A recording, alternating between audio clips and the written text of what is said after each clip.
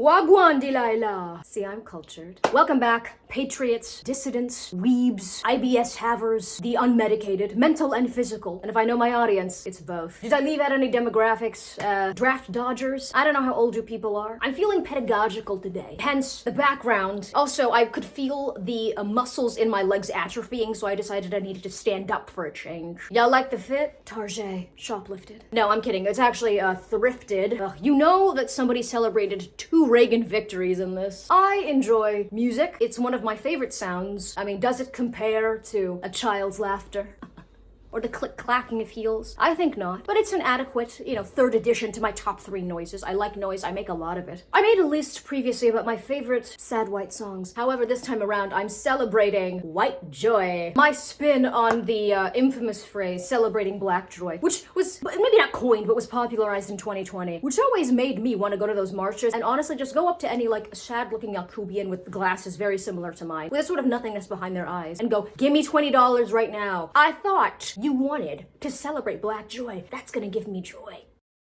Now, sometimes people are confused and they're like, I don't get it, what makes a song like white? And it's not necessarily that the singer is a Caucasian, okay? That's not how it works. I'm talking about things that are culturally white. There used to be much more of an actual divide in youth culture. I mean, now the internet and globalization has sort of created a youth culture that is a sort of multicultural and multiracial soup of sorts. I mean, for example, Billie Eilish, one of the most prominent Yacubian songstresses, is croning, singing like a siren while dressed like a member of G Unit. And she's a talented woman, don't get me wrong. It's just the juxtaposition of the attire where I'm like, what am I, is this like an albino chameleonaire? And then she's singing these songs that make me feel like a sailor being serenaded by some sort of, witchy mermaid, and I'm leaning a little too concerningly over the edge of a boat. This image right here, it is the amalgamation of years of cultural intermixing. Now, this isn't necessarily a bad thing, and I know that there's nuance, okay? I know that there's, always been young suburban kids that were listening to NWA and songs about people getting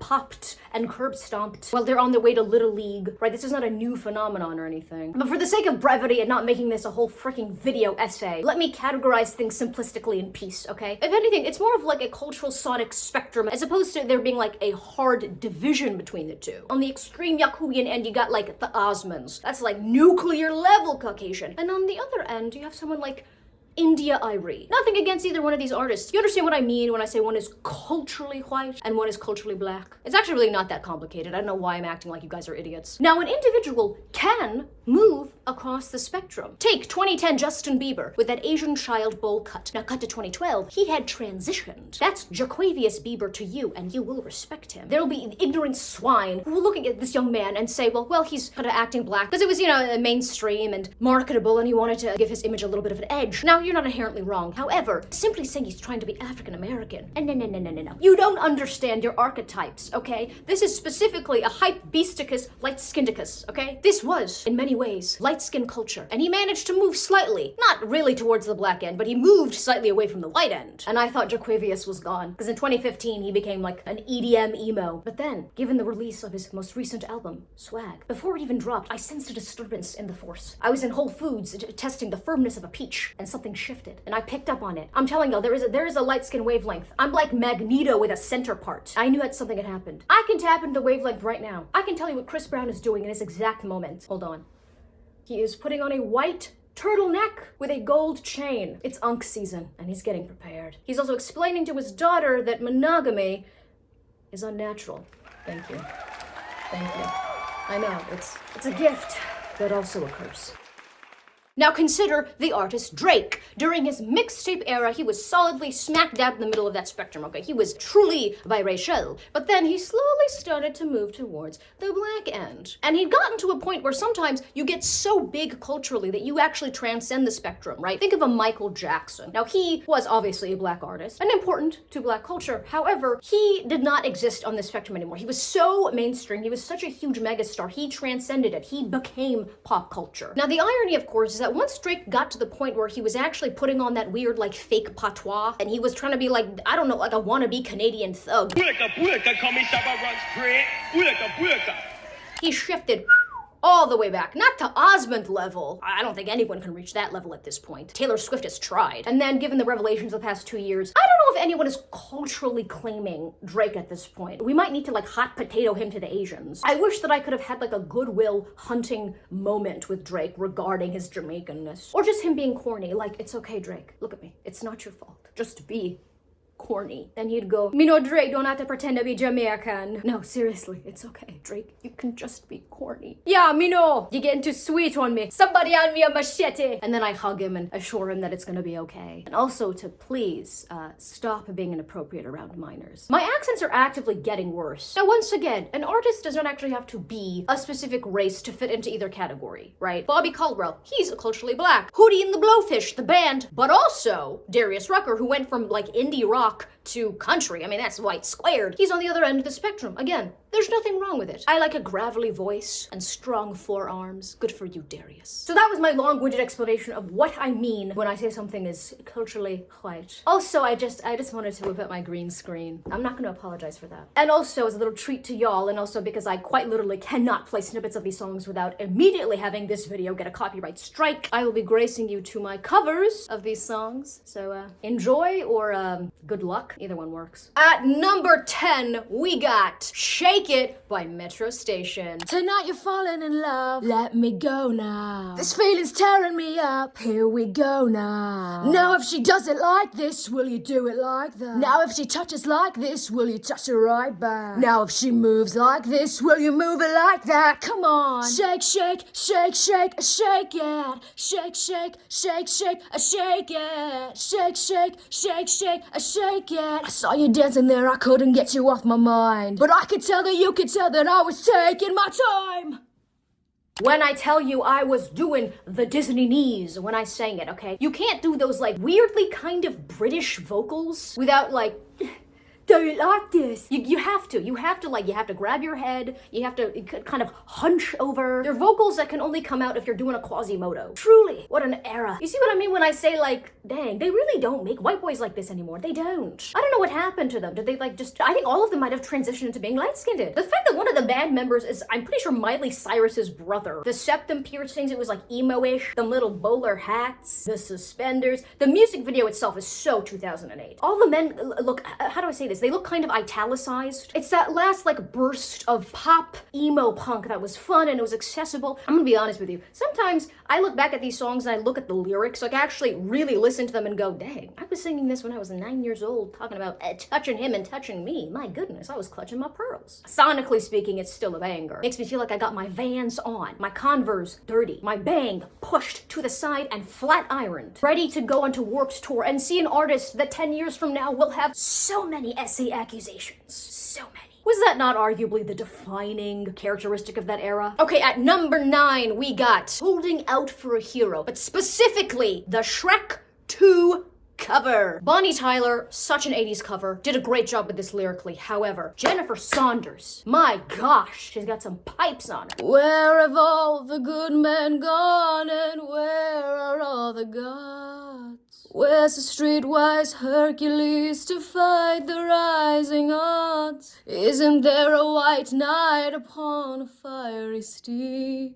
Late at night I toss and I turn and I dream of what I need. Hit it, boys! Ah, I need a hero. I'm holding out for a hero till the end of the night. He's gotta be strong and he's gotta be fast and he's gotta be fresh from the fight. I need a hero. I'm holding out for a hero till the morning light. He's gotta be sure and he's gotta be soon and he's gotta be larger than life, larger than life. I have never had a song like it truly invigorate me like this. I feel like I'm being zapped with electricity when this comes on. I feel like doing jazz hands, especially the incredible. I get it. Now some of y'all might be like, ugh, we get it. You used to be a theater kid. Wrong. I used to do speech and debate, which is arguably worse. If you need to feel invigorated before you like work out or gangbang, I don't know what y'all do. This really is the song for you. Could you imagine? You actually live in like a crime-riddled area and you hear this blasting out of someone's like, it's a drive-by car, a Dodge Caravan. I really am not tapped into the culture. If I heard this song blasting out of those speakers, I would duck so quickly because something's about to happen. Now, number 8 is a tie. This is a mix of things. it's not just the songs themselves, but it is a specific section of the songs. Y'all will know exactly what I am talking about, okay? We got Down with the Sickness by Disturbed. Can you feel that? Ooh, ah, oh, oh. Drowning deep in my sea of loathing, broken your servant I kneel. Will you give it to me? It seems what's left of my human side is slowly changing in me. Will you give it to me? Get up, come on, get down with the sickness. Get up, come on, get down with the sickness. Get up, come on, get down with the sickness. Open up your hate and let it flow into me.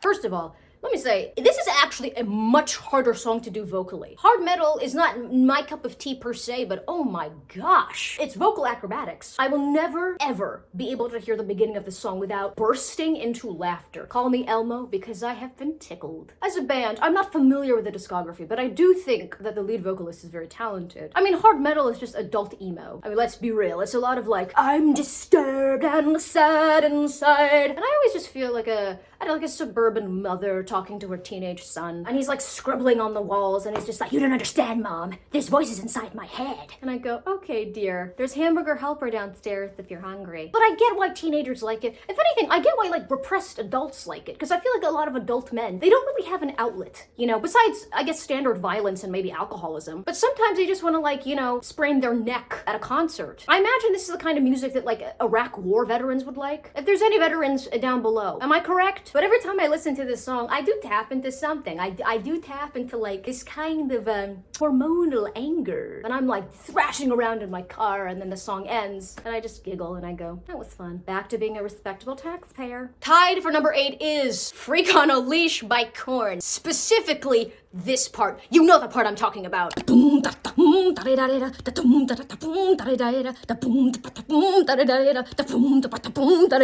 Once again, is this not one of the most hysterical bits in any song? Any song. Korn, first of all, naming a band Korn is already hysterical. With a K, they were onto something. The genre of nu metal in particular, I always found so delicious because it is the most disturbing combination of hard rock but rap, but also white dreads. That, if anything, was like the distinguishing characteristic. I ain't never seen so many white dreads in my life. And sometimes I see them and something in me, I want to pull a Delilah. I want to Samson them. I want to cut off their hair and I want to use it. I want to use it as like rope. I just want to attach things with it. I feel like it would be so sturdy because you know they're not getting them redone. Those are months old. And here's the thing, not everything is for me. I get that. And sometimes I like that. Sometimes I will glimpse into a subculture that isn't my cup of tea, but I think, you know, have fun, y'all. Please wash your hands after. But it's distinct. And if there's anything I respect, it's music and it's an aesthetic that is memorable, you know? This is also one of my audio stims that I think about, and it makes me chuckle. Thank you, Korn, for your contribution to my joy, even if it is fleeting. At number 7, going a little bit old school, it's I Get Around by the Beach Boys. I get around, I get around. I get around, I get around. Wee. I'm getting bugged driving up and down the same old strip. I gotta find a new place where the kids are hip. My buddies and me are getting real well known. Yeah, the bad guys know us and they leave us alone. I get around, I get around. I get around, I get around. Wee, to the same old town. This is such like fun, you know, hip swaying music. I like a song that you know you'd be able to play at like a standard kickback at a college. Not Howard, but Brigham Young probably. You could play it at like a bat mitzvah. The Jews are getting crunk. You can play it at like a Mormon birthday party. The Gentiles are loving it. It's fun. I feel like I'm swaying on a segregated beach. There's something about like this genre of very squeaky clean 1950s music. I feel it's very Doris Day. Good morning, da da da da da da. Good morning to you. That's what I feel like after listening to this. It's the sonic equivalent of like a doily at your grandmother's house, but a grandmother like can bake. So it's fond memories. It's a sparkling water. It's a lemonade on a warm afternoon day. Now, the Beach Boys eventually did get Jimmy buffeted, and they did have some hits, you know, like later on. But at that point, you know, the lead, Mike Love, Is that the lead guy? I don't know people's names, okay? At that point, I think the boyish charm had sort of transitioned into like a slightly handsy older man. By the time they were doing the Hawaiian shirts, I mean, this was like a couple on a cruise, and the man is actively in search for his third wife, and eventually he's just gonna go to Thailand, and his kids are not gonna know what to do. I mean, to be fair, you know that they were still 100% running the streets, let's be real. I don't buy that squeaky clean image, but it was fun. You'd be blasting off the radio of, I don't know, a soldier who's stationed in Korea. And isn't that the true American way? Jamming to music in a country that you really should have never invaded. Now a slower ballad, Close to You by the Carpenters. Why do birds suddenly appear every time you are near? Just like me, they long to be close to you. On the day that you were born, the angels got together and decided to create a dream come true. So they sprinkled moon dust in your hair of gold and starlight in your eyes of blue. Do-do-do, do-do-do. Wow, wow, wow, wow, wow, wow, wow, wow, wow, wow, wow, wow, wow. Karen Carpenter's voice is so smooth. It's like silk. It's like a pearl. She's a testament to the fact that you don't have to be a belter to be a great female vocalist. And she played the drums. Shut up! How can one person be so freaking talented? You know what? This song, and the Carpenters generally, they got made fun of for being corny. But you need corny, okay? You need people to balance out culture. It's such a sickly, sweet song. I'm getting a cavity listening to this, but it's so beautiful. Her voice is so serene. I love the haziness of like music videos from the early 70s. I feel like I've been slightly lobotomized, and I'm just swaying around in a dress that's like fitted around my waist, but has like, you know, loose arms and legs. Ugh, I'm twirling. My hair looks exactly the same, actually. My curls came out pretty good today. And the instrumental, ooh, what is that instrument? A trumpet? This is the problem, is as much as I like noise, I don't know how to distinguish between them. The problem is I don't think that's like a diagnosable disorder. I think I'm just dumb. Number 5, we have a pop classic, Overprotected by Britney Spears. I need time, love, joy. I need space, love. I need me. Action! Say hello to the girl that I am. You're gonna have to see through my perspective. There must be another way.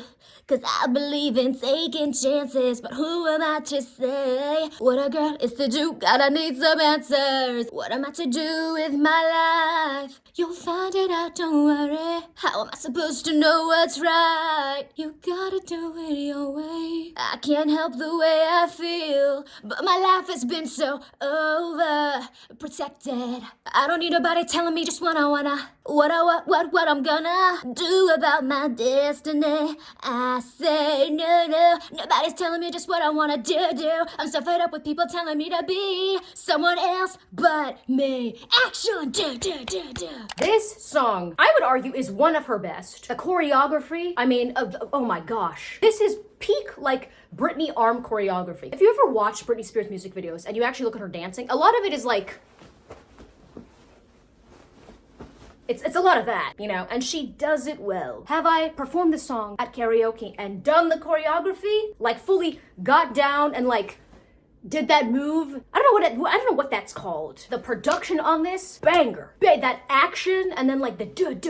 Come on, it gets your blood pumping. Y'all popped off with this one. To be fair, Pharrell might have been the one producing it, so I guess this is more of an interracial achievement. Britney popped off with this one, though. Oh my gosh. Number 4, we have another tie. These two songs and these women, they have a similar vibe. We have Headlock by Imogen Heap. You've been walking, you've been hiding, and you look half dead half the time. Monitoring you like machines do. You've still got it, I'm just keeping an eye. Dum da da, dum dum da da, dum da da, dum da da. Can't make a start, got your heart in a headlock. No, I don't believe any of it. You say too late to start with your heart in a headlock. You know you're better than this. I'm not even doing the vocals and the production on this justice. Like, I didn't know how to recreate them. Please, after you finish watching this, go and listen to this song. It's so good. It's so phenomenal. Now, I was made aware of this song. Like, I knew who Imogen Heap was. I knew that her songs have been sampled a bunch of times by, like, Jason Derulo, and that song where he's like, I know I cheated, but please take me back. This is what happens when you listen to mostly mainstream music, is that whenever there's production that's even remotely different or distinct, my, like, normie ears are like, what's that? It's a different chord progression than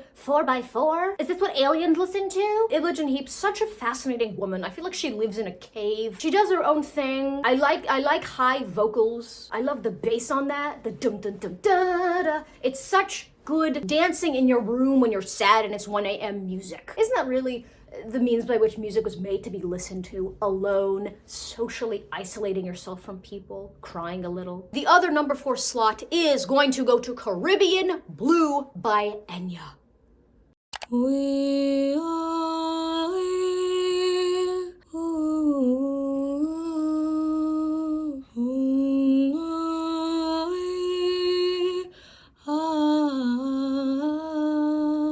So all the world goes round and round with all you ever knew. They say the sky high above is Caribbean blue.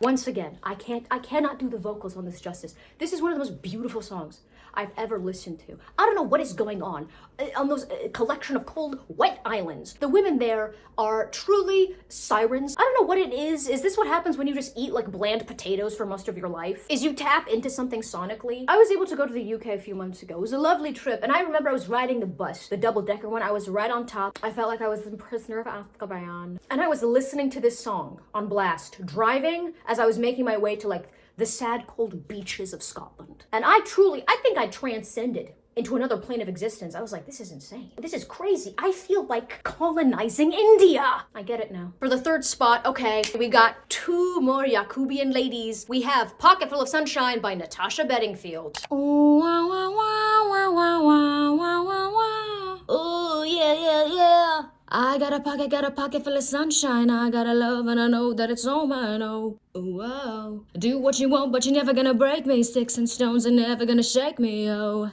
wow. Take me away, a secret place, a sweet escape. Take me away. Another Brit. Listen, British ladies. They're bringing it. I don't know what to tell you. This is another memed song that people are like, oh, it's so overrated and it's corny. We get it. We also had that joke in Easy A, but I love that little bridge because it's fun. Songs don't really have bridges anymore, do they? I don't even know if that's actually an opinion of mine, or like I saw a video where like a music critic said that and now I've absorbed it into my personality because I don't have any original thoughts. I don't like being self-aware. It's disgusting. I'm gonna go back to being delusional. It's a fun song. It's vibrant. I love that the music video looks like a collection of like Microsoft clip art. Ooh, I love a blunt bang. It makes me want to listen to you. It also has, the butterflies. Something else I love in a song is when you pretend that you're hitting that high note and you reach your hand up. Yeah. Other song that's tied is another classic corny Yacubian anthem, and that is 1,000 Miles by Vanessa Carlton.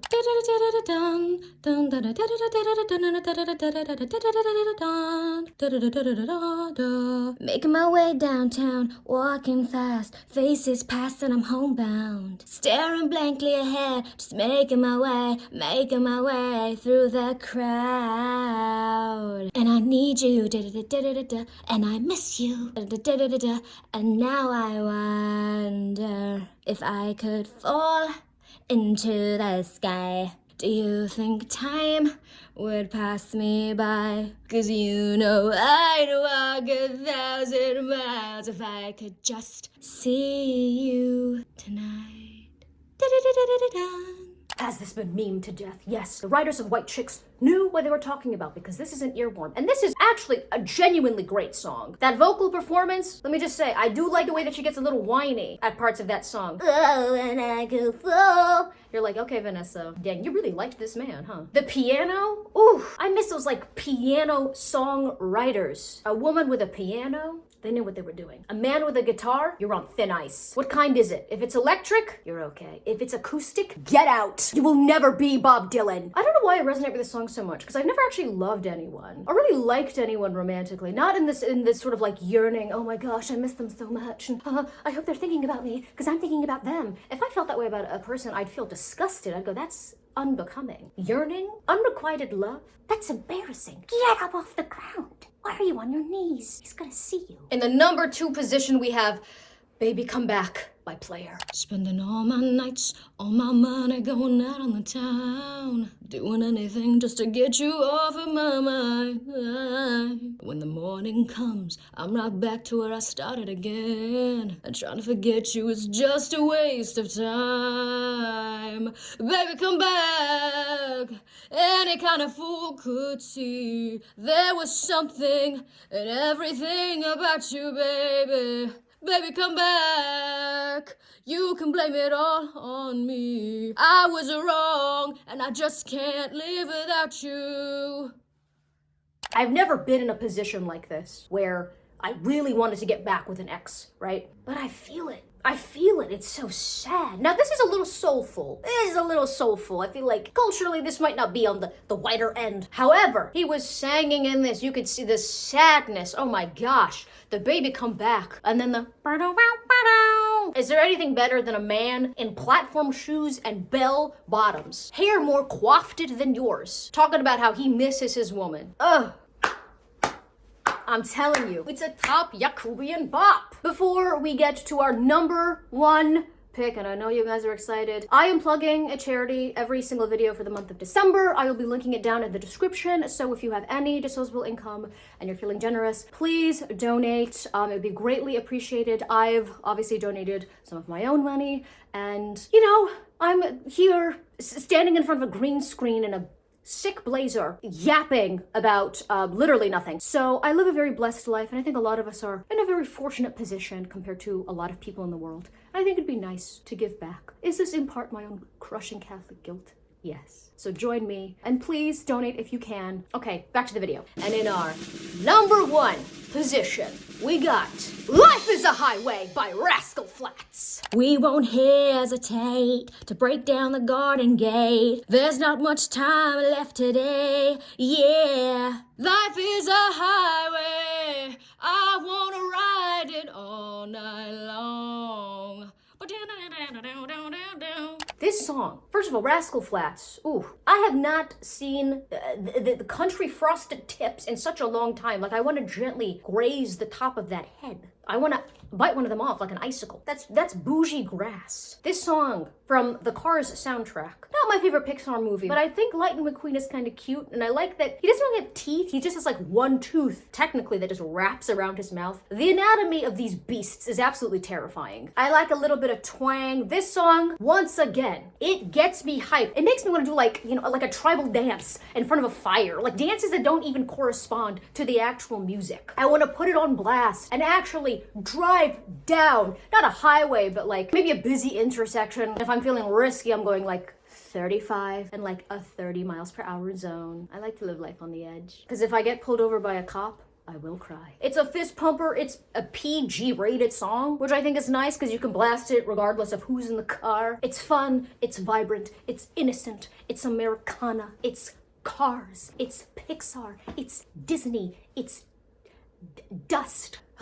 Anyway, it's fun. And isn't that what music is all about? Thank you for listening to my little yap session. Do you agree with my list? Disagree? What are the top songs that you would be putting in this list? I might make another one of these videos, depending on how well this one does, honestly. And I hope it does well, because it was fun. I feel like I'm more energetic when I stand up. Anywho, as always, like, comment, and subscribe. Once again, please click on the donation link down below if you would like to help out. Let me know what other video ideas you want me to do. I mean, this is my channel. Because I'm trying to make like whatever kinds of videos I think are fun, and I know that you guys will like. So like, comment, subscribe, hit that notification bell so you know every single time that I upload. And as always, thank you for watching. Shout out to my top patrons. If you would like to donate to my Patreon, then please click on the link in the description or down below. Thank you to my other lovely patrons. Your names should be scrolling on screen as I speak. I think anyone who's on my Patreon will definitely recognize this green screen and this blazer. If you like weird, quirky videos like this that don't necessarily do that well on the algorithm, then please go to my Patreon. I have several years of back catalog where I just be yapping about whatever. Thank you for watching.